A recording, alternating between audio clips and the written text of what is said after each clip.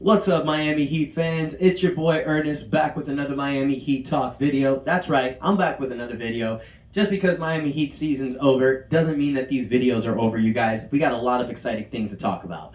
But before we get there, I wanted to post a video sooner, you guys, but I'm not going to lie to y'all. I'm still heartbroken over this loss. You know, to lose Game 7 in the Eastern Conference Finals, to be a three-pointer away from making the NBA Finals, it's heartbreaking, but you know, it's what NBA basketball is all about. You know, it's all about those heartbreaking moments. And as Miami Heat fans, we've been there. You know, in 2005, we were in the same scenario. We were right there from beating the Detroit Pistons. Game 7 of the Eastern Conference Finals. We had a chance to make our first NBA Finals. We lost. And then multiple Game 7s and Game 5s against the New York Knicks during the 90s. Losing those constantly. Miami Heat basketball, we understand what heartbreak is. And that's the great thing about our team. For the last 25 years, we have always been put in a position where we're either close or we're contending. So we definitely have to hold our hats off to the Miami Heat team. They definitely did a great job this season with the 2021-2022 season. Now, with that said, it is very heartbreaking knowing that we were just a three-pointer away from making it to the finals, a three-pointer that we actually had, but that was taken away by the referees. Now, you guys saw it in my last video. I was really upset about it, and there's no difference. Max Strus's foot was barely out of bounds. The NBA referees took the three-pointer away from him. And what upsets me is the same thing that upset Erik Spoelstra. He said it in both of the post-game interviews, and he even mentioned it yesterday in his postseason interview. It's not the fact that the referees took the three-pointer away. It's the fact on how long it took them to take the three-pointer away. We were riding with a little bit of a momentum. We were only down by 8 points. When they announced in the PA system that they're taking away the three-pointer, that put us down 11. It killed the momentum going forward. Now, if it just happens right away, where the NBA goes, out of bounds, three-pointer don't count, we'll take it away, whatever. But the fact that it took them 5 minutes, and usually, I researched this, you guys, NBA has done that in the past, but it's for an obvious call.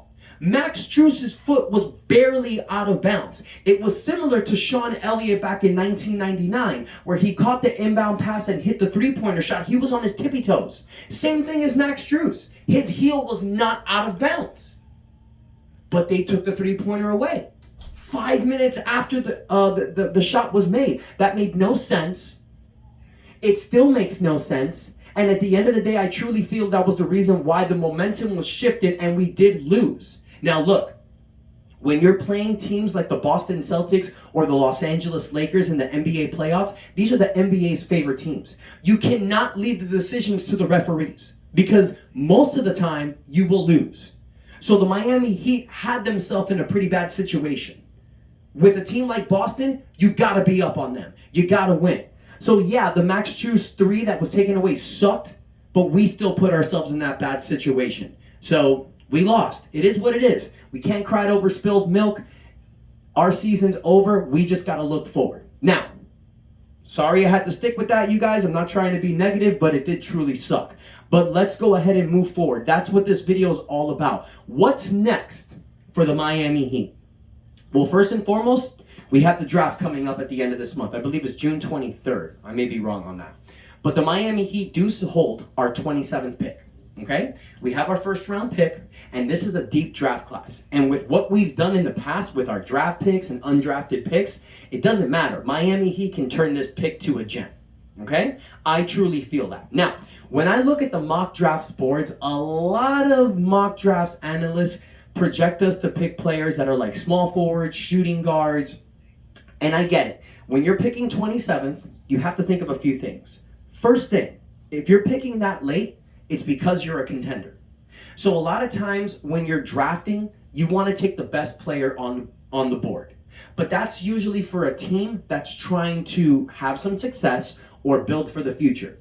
When you are a championship contending team, you want to pick a player that's going to fill a role immediately.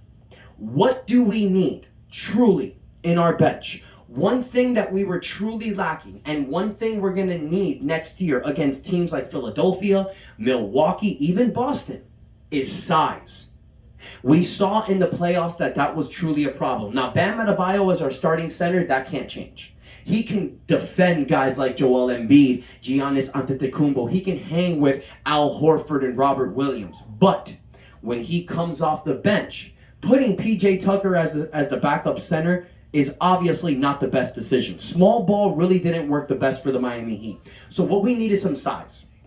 We need somebody who's going to come off the bench for Bam, who's going to rebound, who's going to block, might hit a 3 or 2. Now, Dwayne Deadman was kind of that guy. Dwayne Deadman has had 2 very good seasons with the Heat. But the thing about Dwayne Deadman is that I think we can do a little bit better. And one thing that we need, that we've seen from this season, we need youth. Dwayne Deadman's going to be 33 this next offseason. He did get a little bit slow during the playoffs. He lost his minutes. So we need a fresh set of young legs who's going to help Bam during the season and that can evolve to a better role player by the time the playoffs come. Now, one guy that I really like is Walker Kessler from Auburn, okay? This guy is 7'1", 245 pounds. He is a block shooting phenom, which is something we definitely need, okay, off the bench. This guy averaged 4.6 blocks in Auburn. He averaged 8.3 rebounds and 12 points a game. Now in the NBA, I can see him produce anywhere from 5 to 7 points, 4 to 7 rebounds, but he can give you a block shot or 2 a game. And he hits the occasional 3. So you bring him into this culture, into this system, work on his jump shooting, work on his defense, evolve him even better.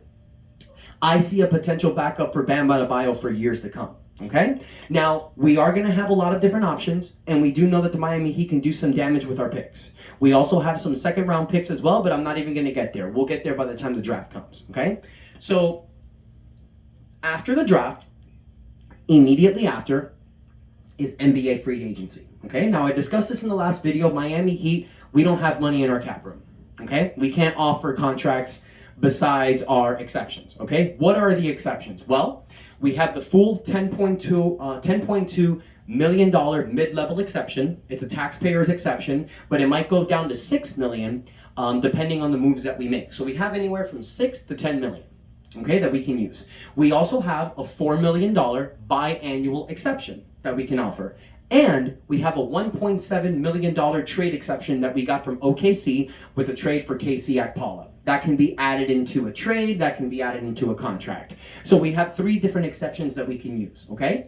Now, let's get to the free agents that are on our team.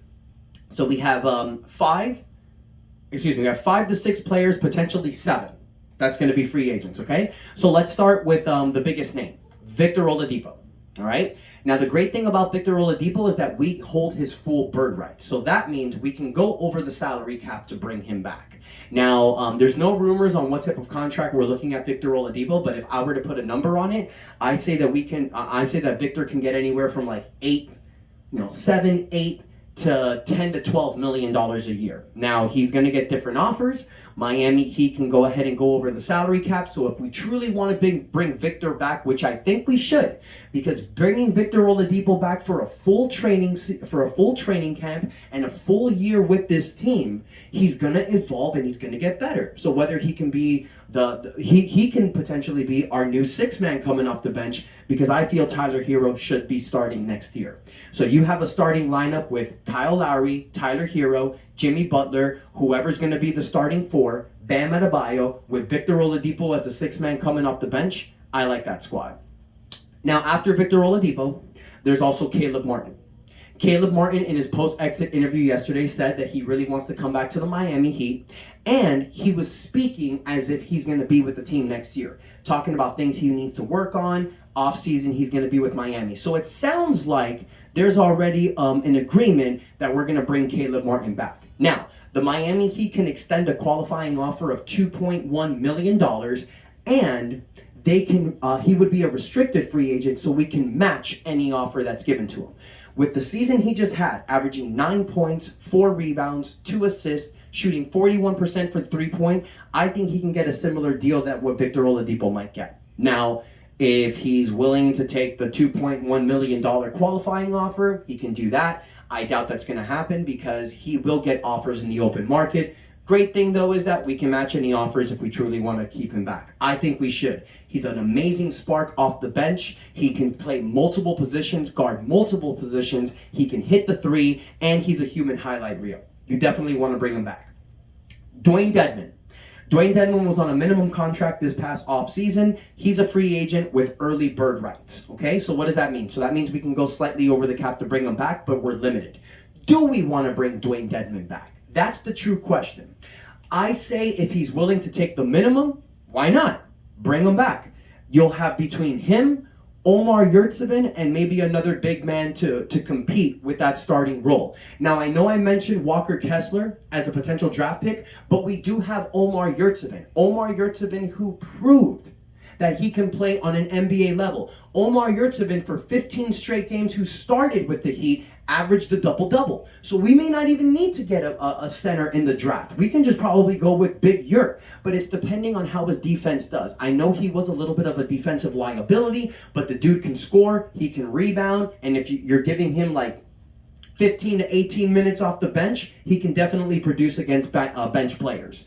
So do we bring Deadman back? If he's willing to take the minimum, I say why not, because he's a leader for Yurtseven. I like that. Markieff Morris, he ain't coming back. I don't see him coming back. There's no reason to bring Markieff Morris back unless he wants to take the minimum, ride the bench unless someone gets hurt. Udonis Haslem, he's a free agent. You know how this goes, you guys. If UD wants to come back, the spot's going to be waiting for him.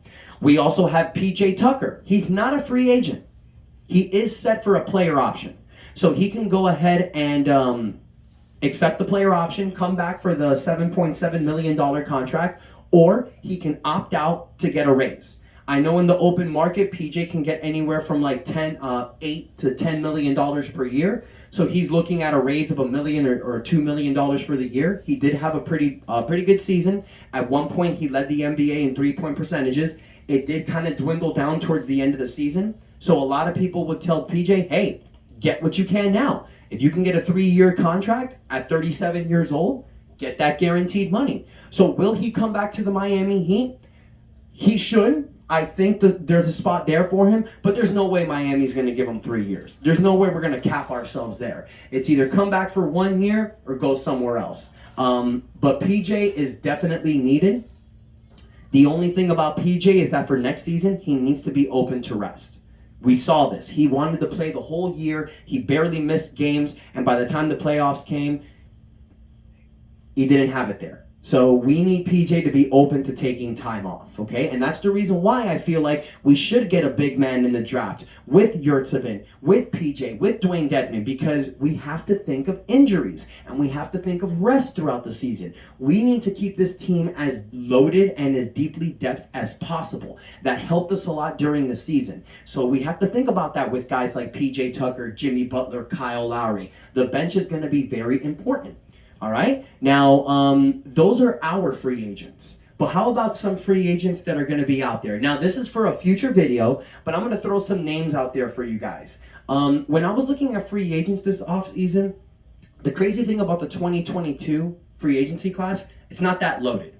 You have your big names. You know, you have James Harden, you have Kyrie Irving, you have Bradley Beal. These are all guys who can potentially be free agents if they decline their player options. So if they do, it becomes a little bit more interesting. If they don't, options are limited. But if you don't bring Dwayne Deadman back, if you don't get a center in the draft and you go for the best player, well, then there's a couple guys that you can look out there. Guys like Serge Ibaka, who's 32 years old, free agent from Milwaukee.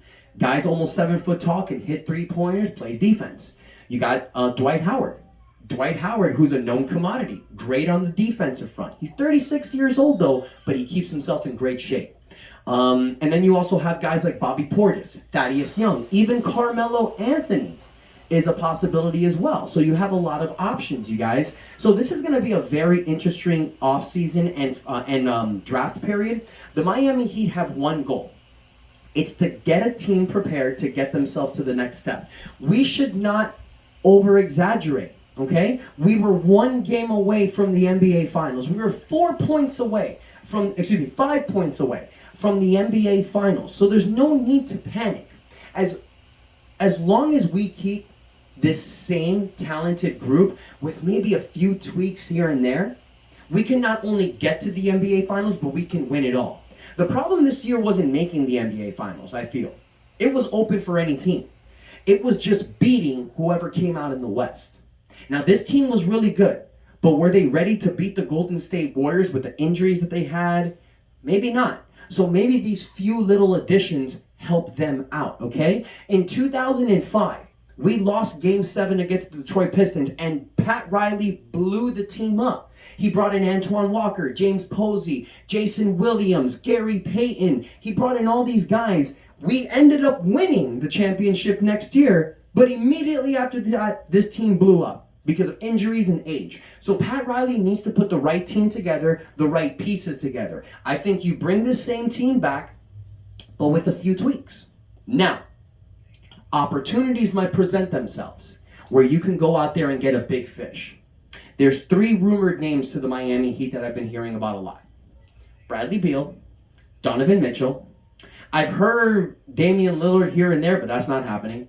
I've also heard Eric Gordon's name, okay? So what can you do for a trade with the Miami Heat? Well, a few options that we have. We have Duncan Robinson's contract. He's got 4 years with $70 million left, or $75 million, excuse me. We also have Tyler Hero in the last year of his rookie deal. We can potentially do a sign-in trade with Victor Oladipo. And then we can also add one of our young pieces, like Gabe Vincent, Max Strus, Omar Yurtseven. We have them all contracted for another year. So if the Miami wants to go for a big fish. Now, I've mentioned this in an earlier video. A few weeks ago, I talked about a rumor with Donovan Mitchell coming to the Heat. You all said, hell no. No way you were trading Tyler Hero. I want your opinion now. Do you guys feel the same way? Or do you think a trade might be possible? Now, trading Tyler Hero for a guy like Donovan Mitchell or Bradley Beal, I don't think you're getting much difference. Tyler Hero wasn't the problem. Yeah, in the playoffs, he broke down a little bit, and defenses came at him harder, so it made it more difficult for him.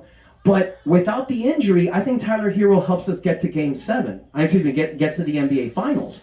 So I think Miami should maybe hold off until the right offer comes. Is Bradley Beal the right offer? I don't think so. I think that for Bradley Beal, if Washington is willing to do Duncan Robinson, a sign-in trade for Victor Oladipo, and our draft pick for this year, maybe a future draft pick, I might be open to that. Let me know what you guys think in the comments. Let me know what you think. Should we